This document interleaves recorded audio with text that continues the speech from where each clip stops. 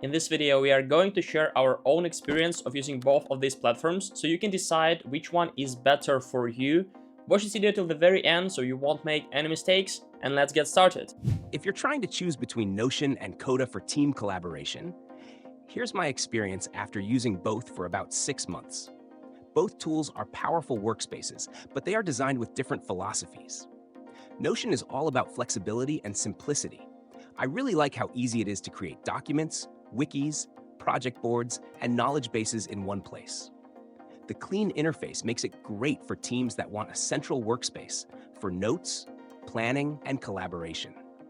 The downside is that some advanced workflows require extra setup.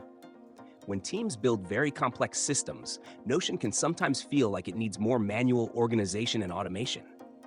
Coda feels more like a document that can become a full application. I like how powerful the tables, formulas, buttons, and automations are. It works especially well for teams that need interactive documents, custom workflows, and more advanced project management systems. The drawback is that Coda has a steeper learning curve.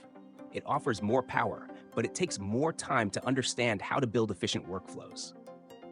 One thing I'd pay attention to is how your team works.